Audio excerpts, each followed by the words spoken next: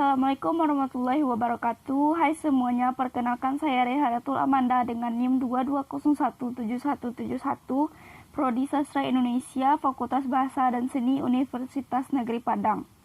Di sini saya akan mempresentasikan tentang konsep dan pengelompokan linguistik mikro serta konsep dan ruang lingkup sintaksis dan semantik dengan dosen pengampu Dr. Siti Ainim Liusti, SPD M.Hum. Konsep dan pengelompokan linguistik mikro. Pengelompokan bahasa dalam kajian linguistik diakronis biasa dikenal dengan istilah klasifikasi genealogis atau genetis. Dalam arti, pengelompokan bahasa seringkali dikaitkan dengan pembagian rumpun bahasa.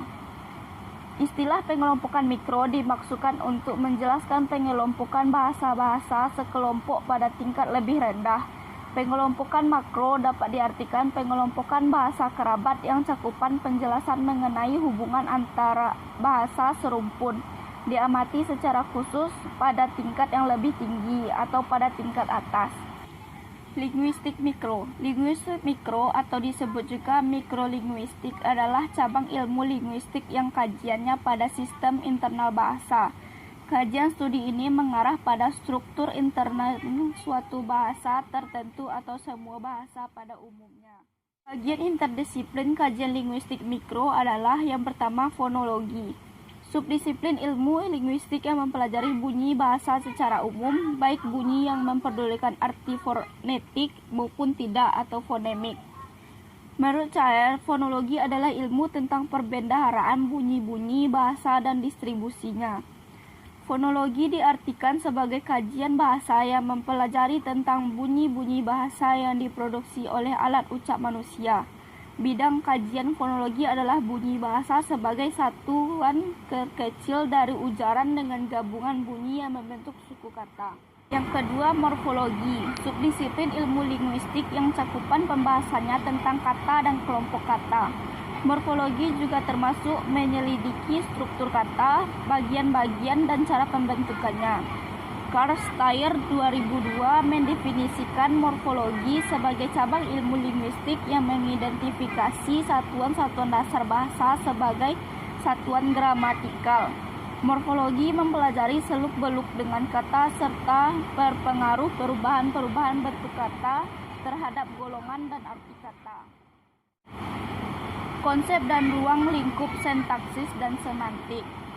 Sintaksis adalah bagian dari tata bahasa yang membicarakan struktur frase dan kalimat. Sintaksis adalah bagian dari pengetahuan linguistik yang menelaah struktur kalimat. Berdasarkan definisi yang telah dikemukakan oleh para ahli, maka ruang lingkup sintaksis mencakup kata, frasa, klausa, dan kalimat. 1. Kata. Kata dapat dikelompokkan menurut kategorinya, yaitu nomina, verba, adjektiva, adverbial, numeralia, preposisi, konjungsi, dan pronomina. 2. Frasa. Pengisi fungsi sintaksis berupa kata dan dapat berupa pula frasa, sehingga ada jenis frasa yang berupa frasa nominal, frasa verbal, dan frasa adjektiva. Objek kajian semantik adalah makna atau arti satuan bahasa. Leach menjelaskan bahwa objek kajian semantik adalah makna satuan bahasa yang tidak dihubungkan dengan konteks tuturan. Semantik mengkaji tanda bahasa dengan konsep serta acuan baik secara leksikal maupun gramatikal. Kajian semantik pada tataran fonologi berupa analisis fonem sebagai pembeda makna dalam kontras minimal. Kajian semantik dalam tataran morfologi berupa makna, leksem, dan kata. Kajian semantik dalam tataran sintaksis berupa makna satuan bahasa berupa frasa, klausa, dan kalimat. Kajian semantik tataran wacana berupa makna, program, atau makna sebuah teks.